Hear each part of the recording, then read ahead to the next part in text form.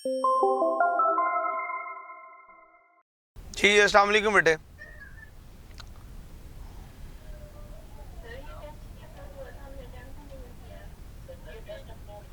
अच्छा चलें, ठीक है ठीक है। बस यही कन्फ्यूजन चल रही थी उस वक़्त से, हम लोग यही इस चीज़ को फाइंड आउट करने की मैं कोशिश कर रहा था कि वाई नॉट कि ये टेस्ट क्यों अपलोड नहीं हुआ है। बहरहाल इसको मैंने कंप्लेंट किया है, तो हम आगे चलते हैं, कोई ऐसी इशू नहीं है। बहरहाल आज हम उतना ज़्यादा नहीं पढ़ पाएंगे जितना हम यूजुअली यूज टू भी हो रहे होते हैं, लेकिन बहरहाल हम इसको कवर अप करेंगे इंशाल्लाह।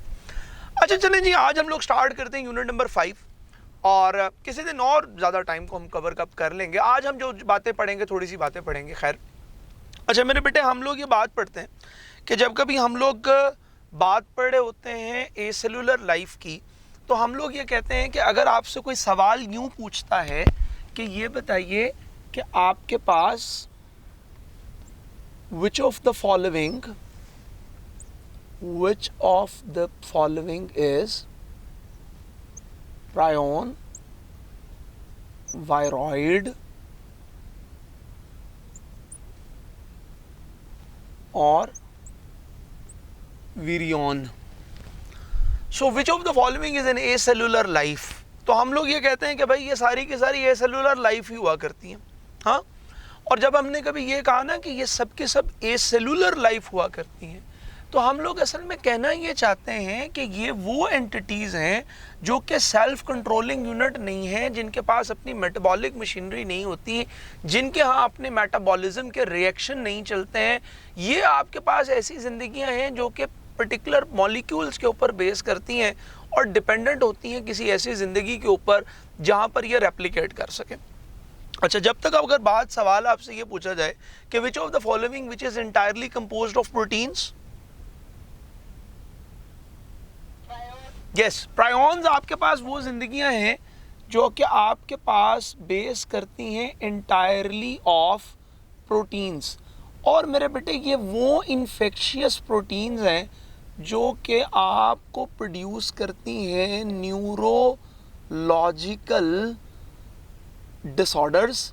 और ये डिसऑर्डर्स आज तक हम लोगों को कोई 9 के करीब डिसऑर्डर्स डिस्कवर करने में मिले हैं। हम लोग चाहे मिस्टीरियस ब्रेन इन्फेक्शन की बात करें, हम मैड काउ डिजीज़ की बात करें, हम कुरूस डिजीज़ की बात करें, हम स्क्रैपीज डिजीज़ की बात करें, ये सारे के सारे प्रायोन से एसोसिएटेड होते हैं। किताब ने एक बड़ी इंटरेस्टिंग बात जो प्रायोन से एसोसिएटेड ये की है कि ये ऐसी प्रोटीन होती हैं जो कि खुद रेप्लिकेट करने की कैपेबिलिटी रखती हैं, और वो रेप्लिकेट किस तरह से करती हैं कि ये किसी नॉर्मल प्रोटीन को एबनॉर्मल प्रोटीन में कन्वर्ट कर देती हैं। और जब कभी ये किसी नॉर्मल प्रोटीन को एबनॉर्मल प्रोटीन में कन्वर्ट करती हैं, तो असल में बेसिकली हमने ये बात पढ़ी है कि प्रोटीन नॉर्मल तब होती है जब वो एक्यूरेटली फोल्डेड होती है। क्योंकि हम लोगों ने एक बात ये पढ़ी थी कि मेरे बेटे प्रोटीन अपने फंक्शंस तब परफॉर्म करती हैं जब उनका एक पर्टिकुलर शेप होता है।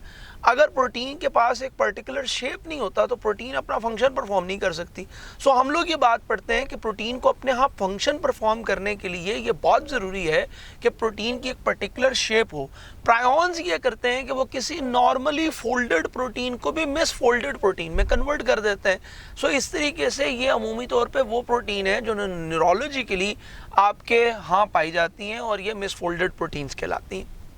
मोर ओवर हम ये बात पढ़ते हैं कि वायरॉइड्स बेसिकली आपके पास सर्कुलर आरएनए के मॉलिक्यूल्स होते हैं। ये सर्कुलर सिंगल स्टैंडर्ड आरएनए के मॉलिक्यूल्स हैं। और वायरॉइड्स असल में आपके पास मेरे बेटे एक इस तरह की एंटिटी है जो इन्फेक्शन करने के लिए बेसिकली डिपेंडेंट होता है। यानी अगर हम लोग कभी बात करें तो आपको कभी सुनने में नहीं आया होगा कि किसी शख्स को हेपेटाइटिस डी हुआ हो। आपने कॉमनली सुना है कि हेपेटाइटिस ए होता है, हेपेटाइटिस बी होता है, हेपेटाइटिस सी होता है, और आपको कभी शायद सुनने में हेपेटाइटिस ई के हवाले से भी आया होगा, लेकिन कभी भी आपने हेपेटाइटिस डी का नहीं सुना होगा। हाँ, आपने कभी ये ज़रूर सुना होगा कि लोगों का हेपेटाइटिस बिगड़ जाता है या लोगों का हेपेटाइटिस सीवियर हो जाता है, या कभी आपने ये सुना होगा कि उसका जो हेपेटाइटिस बी है वो असल में अपनी सुपर स्टेज के ऊपर एंटर हो गया। तो बेटे ये सारी की सारी बातें तब होती हैं जब हेपेटाइटिस बी के साथ को इन्फेक्शन डी के हो जाया करते हैं। और हम ये कहते हैं कि बेटे ये जो हेपेटाइटिस डी है ये असल में हेपेटाइटिस डी जो है वो आपके पास वायरॉइड्स की वजह से हुआ करता। जब कभी आप कंप्लीट इन्फेक्शियस एजेंट की बात करते हो तो हम लोग वेरियन की बात करते हैं।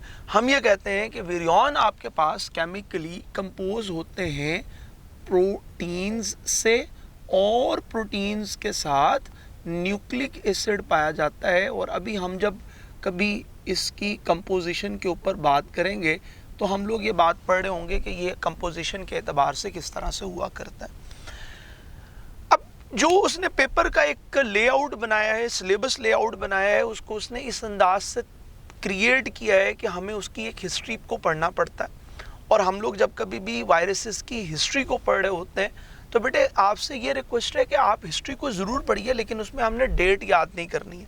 और ना ही मेरा मकसद ये है कि मैं आपको ये बता रहा हूँ कि मुझे सारी की सारी डेट्स याद हैं। हम सिर्फ ये बात करना चाहते हैं कि हम क्रोनोलॉजिकली चीज़ों को पढ़ें कि आपके पास कौन कौन से टाइम पर क्या क्या चीज़ें होती रही हैं। जैसे हम लोग ये बात स्टार्ट करते हैं कि आपके पास कुछ डेट्स ऐसी हैं जो किताब के अंदर मेंशन है, जिसमें हम बात करते हैं 1796 की। That was the very first time when Edward Jenner who experimented about vaccination, यानी हमने ये कहा कि जो सबसे पहली दफ़ा वैक्सीनेशन के ऊपर काम हुआ है वो एडवर्ड जेनर ने किया है।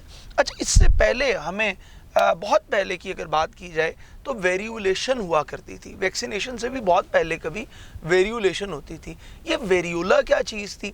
अच्छा, बहुत अरसा मैंने वेरियोला को पढ़ाया है कि 2010 से लेकर 2015, 16, 17 तक मैंने वेरियोला पढ़ाया, लेकिन वेरियोलेशन में से कभी सवाल नहीं आया क्योंकि ये बिल्कुल आउट ऑफ द बुक था।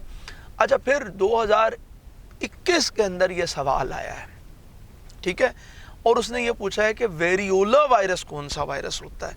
सो असल में पॉक्स वायरस का पुराना नाम वेरियोला हुआ करता था। और चाइनीज़ क्या किया करते थे कि वो ज़ख्मों की पस को निकालते थे और उसको एयर ड्राई या हीट ड्राई करते थे, सनलाइट में ड्राई किया करते थे। जब कभी वो ड्राई हो जाती थी तो ड्राई होने के बाद वो जो एक डेडिश मैस बनता है उसको वो स्किन के ऊपर रब करते थे। जब कभी वो स्किन पे रब करते थे तो कुछ लोगों को उससे इम्यूनिटी हासिल हो जाती थी। 50% तक इस प्रोसेस के अंदर सक्सेस मौजूद थी, लेकिन चूंकि वो बाद में उस तरह से 100% सक्सेसफुल प्रोसीजर नहीं था तो इस वजह से ये उस तरह से कंटिन्यू नहीं हुआ। लेकिन एडवर्ड जेनर की ऑब्जर्वेशन ये थी कि जितने भी मिल्क मेड थे, यानी उसके इलाके के जितने भी गवाले थे, जिसको अगर हम लोग अपनी लैंग्वेज में बात करना शुरू करें तो हमारे इलाके के जितने भी गुज्जर थे, यानी जो दूध का काम किया करते थे, उनके यहाँ ये देखने में नज़र आया कि ये लोग जो दूध का काम करते हैं इनको स्मॉल पॉक्स नहीं होता। हाँ, तो इनको जिनको स्मॉल पॉक्स नहीं होता था उसको लगा यूं कि काओ के अंदर काओ पॉक्स पाया जाता है, जिसकी वजह से उनको शायद उससे इम्यूनिटी मिल जाती है। सो उसने कहा कि जी आपके पास जो इम्यूनिटी आपके पास आ रही है वो शायद काओ पॉक्स की वजह से आ रही है। तो उसने जेम्स फिफ्थ नामी एक 8 साल बच्चे को अनएथिकली एक काम किया कि किसी काओ की पस को रिमूव किया और उसको इंजेक्ट कर दिया। राइट आफ्टर 6 वीक्स यानी 42 डेज़ के बाद उसने उसको ह्यूमन पस भी इंजेक्ट की, लेकिन उसको कोई साइंस और सिम्टम्स अपीयर नहीं हुए। और वो साइंस और सिम्टम्स का अपीयर ना होना इस चीज़ की निशानदेही थी कि उसको काओ की पस की वजह से इम्यूनिटी गेन हो गई है। उसके बाद 2 साल तक उसने 23 people were also vaccinated. So 17 ji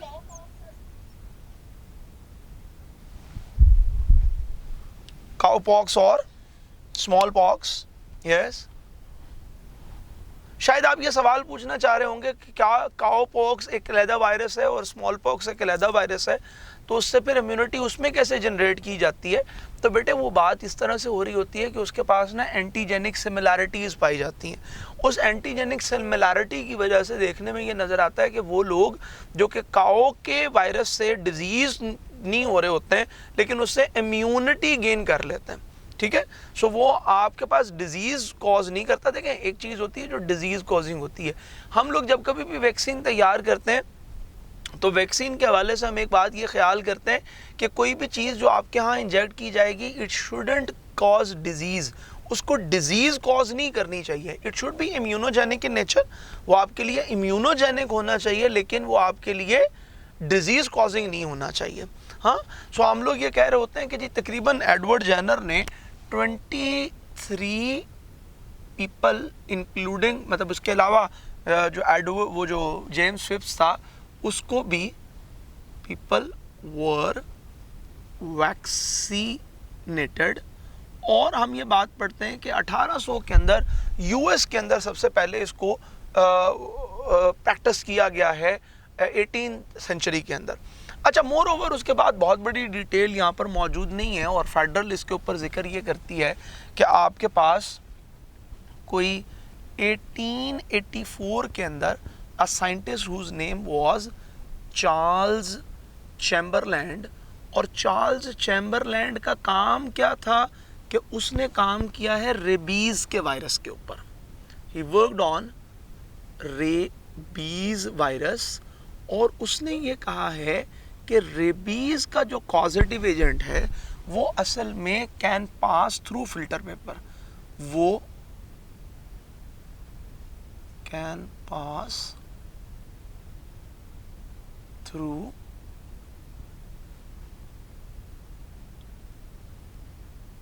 filter paper, वो फिल्टर पेपर में से पास हो जाता है।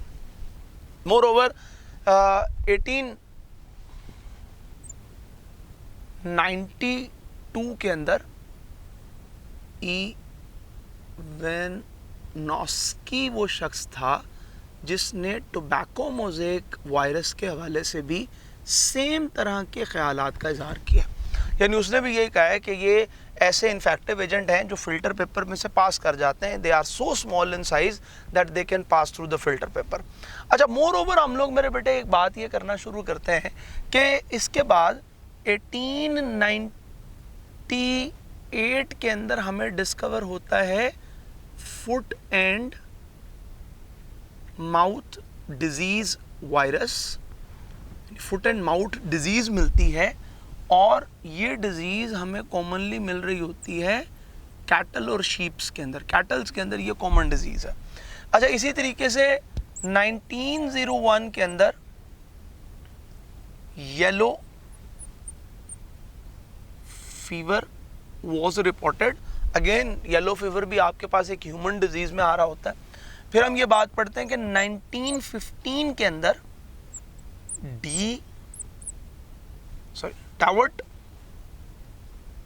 एंड डी हैरल, ये दो लोग हैं जिन्होंने, जी बेटे,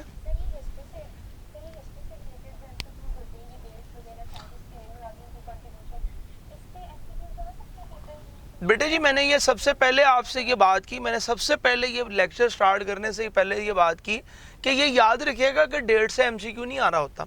ठीक है, डेट से एमसीक्यू नहीं आता है। एमसीक्यू आपके पास असल में डिज़ाइन हो रहा होता है फ्रॉम द हिस्ट्री। ठीक है, तो आज तक कभी हिस्ट्री में से सवाल नहीं आया, लेकिन बात यह है कि उसने सिलेबस के अंदर मेंशन कर दिया ना कि ब्रीफ हिस्ट्री एक्सप्लेन करें। तो हम लोग कोशिश करते हैं कि यार हम लोग ना हर चीज़ को वो आपके सामने रख दें, आपको जो उसमें से अच्छा लगे आप उसको प्रिपेयर कर लो। ठीक है, लेकिन डेट्स को आपने याद नहीं करना है। ठीक है, आपने डेट्स को याद नहीं करना, लेकिन हम उसको चूंकि क्रोनोलॉजिकल ऑर्डर में तो पढ़ेंगे ना कि ये इस तरह से काम हो रहा है। जैसे हम ये कहते हैं कि 1950s के अंदर या 1917 के अंदर आपके पास डी हैरल ने या टावर्ट ने काम किए हैं, तो ये जो टावर्ट और डी हैरल का काम है 1917 और 15 के अंदर हम लोग ये बात पढ़ते हैं कि बैक्टीरियोफेजेस की डिस्कवरी हुई है, और बैक्टीरियोफेजेस को दो साइंटिस्ट टावर्ट और डी हैरल ने डिस्कवर किया है इंडिविजुअली। हाँ, अलबत्ता हम ये कह रहे होते हैं कि टावर्ट डी हैरल वो द पर्सन जिसने असल में बैक्टीरियोफेज को नाम दिया है। अच्छा, इसी तरीके से मेरे बेटे हम ये कहते हैं कि अभी तक कोई वायरस का नाम यूज़ नहीं हुआ है। 1930 was the very first year जब वायरस वॉज नेम्ड। हमने इससे पहले वायरस का नाम ही यूज नहीं किया था। हमारे पास सबसे पहली दफा वायरस का नाम ही पहली बार यहाँ पर यूज हुआ है। और हम लोग ये बात पढ़ रहे होते हैं इन डिटेल कि बेटे जब कभी भी हम लोग वायरस को पढ़ेंगे तो हम लोग वायरस के लफ्ज़ में छुपी हुई पूरी कहानी पढ़ेंगे कि ये वायरस अगर वायरस कहला रहा है तो हम लोग इस वायरस को वायरस क्यों बोल रहे होते हैं, हाँ, या हम इस वायरस से कौन सी चीज़ इन्फर करने जा रहे होते हैं, इनकी कौन सी प्रॉपर्टीज़ निकाल रहे होते हैं। अच्छा, इसी तरीके से हम लोग ये बात पढ़ते हैं कि 1935 के अंदर आपके पास इलेक्ट्रॉन माइक्रोस्कोप की डिस्कवरी होती है और due two electron microscope discovery आपके पास टोबैको मोज़ेक वायरस के हवाले से ये बात की जाती है जो कि स्टैनले ने की है कि ये आपके पास एक रोड शेप वायरस है। ये आपके पास एक रोड शेप्ड वायरस है और ये स्टैनले की तरफ से कहा गया है। इन 1971 सबसे पहले वायरॉइड्स डिस्कवर किए गए हैं और ये मेनली आपके पास प्लांट्स में डिजीज कॉज करते हैं मोर कॉमनली। 1980s में वी वर वेरी हैप्पी, यानी हम लोग दुनिया से इरेडिकेट करने को तैयार थे स्मॉल पॉक्स को, और हम रिपोर्ट कर रहे थे कि हमने पूरी दुनिया से स्मॉल पॉक्स को वाइप आउट कर दिया। लेकिन ठीक इसी साल हमें रिपोर्टेड एड्स इन होमोसेक्सुअल्स, हमें होमोसेक्सुअल्स के अंदर एड्स रिपोर्ट होता है। और फिर 1983 के अंदर खैर प्रायॉन्स डिस्कवर होते हैं और 1984 के अंदर हमें कॉजेटिव एजेंट ऑफ एड्स मिल जाता है, जिसको हम 2 साल बाद नाम रख पाते हैं और उसका नाम होता है HIV। क्योंकि 2 इंस्टीट्यूट्स काम कर रहे थे, एक आपके पास पास्टर इंस्टीट्यूट में काम हो रहा था और एक अमेरिका के अंदर इंस्टीट्यूट में काम हो रहा था। तो फ्रांस और अमेरिका दोनों में काम हो रहा था। तो फिर फाइनली अमेरिकन्स की सुनी गई बहरहाल और उन्होंने ठीक नाम रखा HIV के नाम से।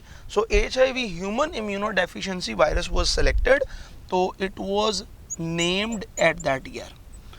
अच्छा, फिर कुछ 2001 के हवाले से हमारी किताब कुछ बातें करती है कि कुछ वैक्सीन्स हैं जो यहाँ पर प्रिपेयर हुई हैं, या तो हेपेटाइटिस B की वैक्सीन है या एड्स की वैक्सीन है जो कि 2001 के अंदर रिपोर्ट की गई है।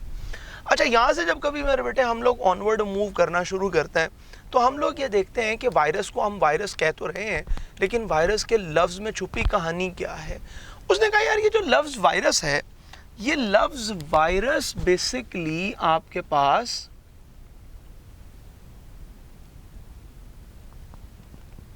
पॉइजन से निकला है।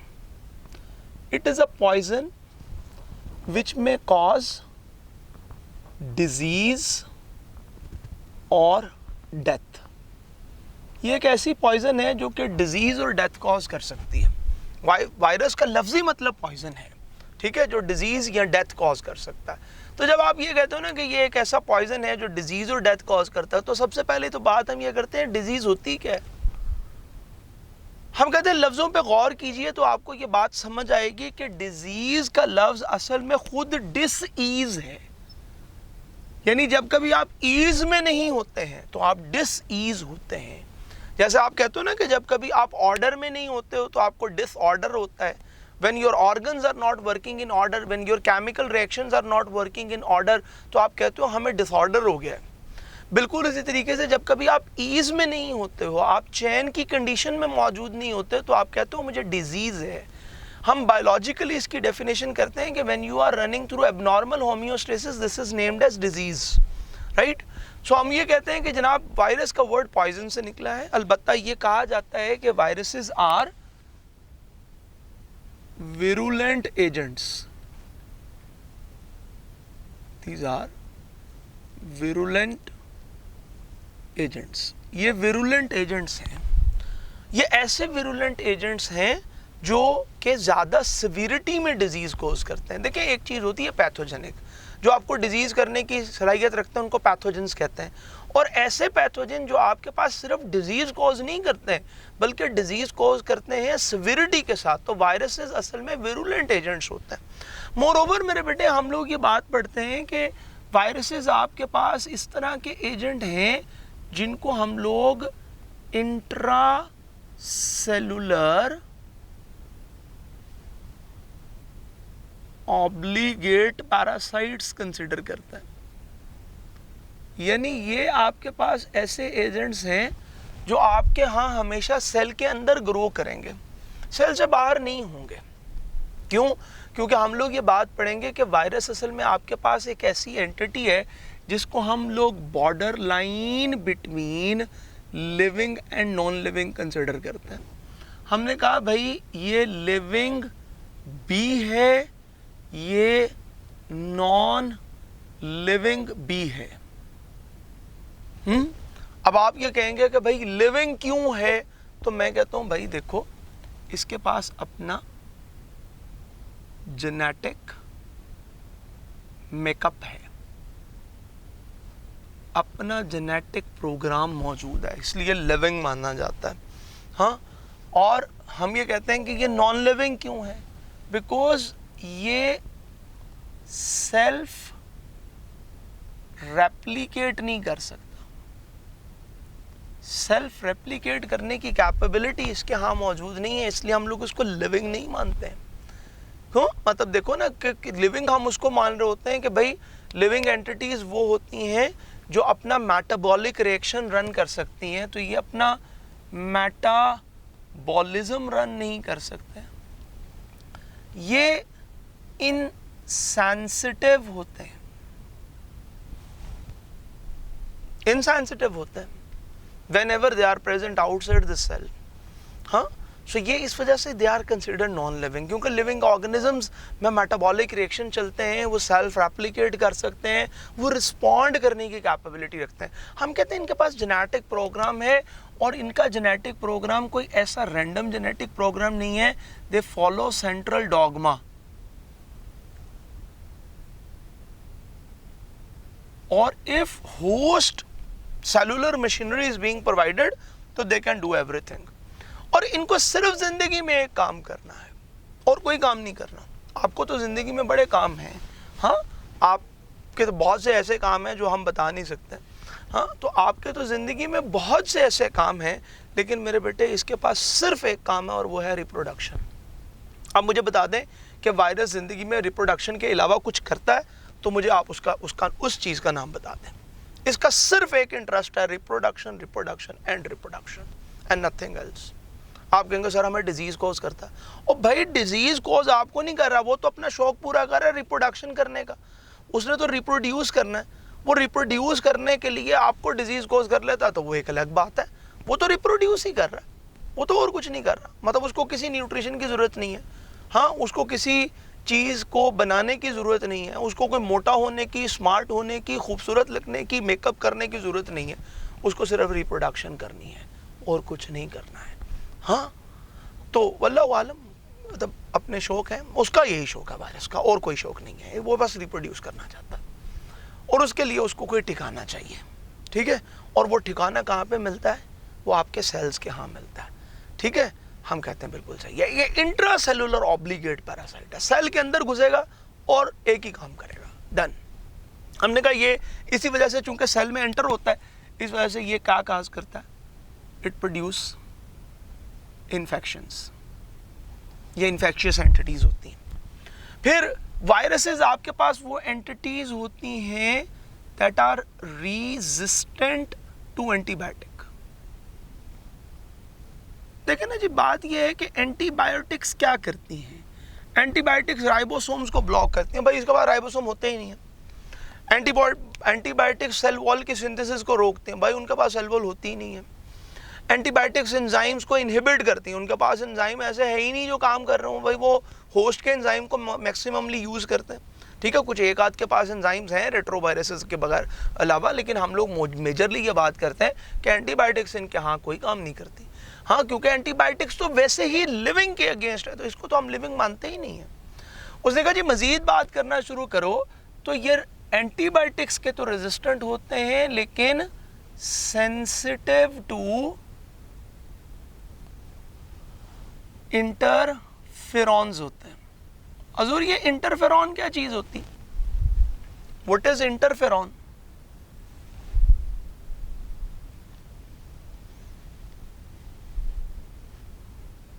ये फेरॉन के अंदर से निकले थे, इस वजह से इंटरफेरॉन कहते हैं।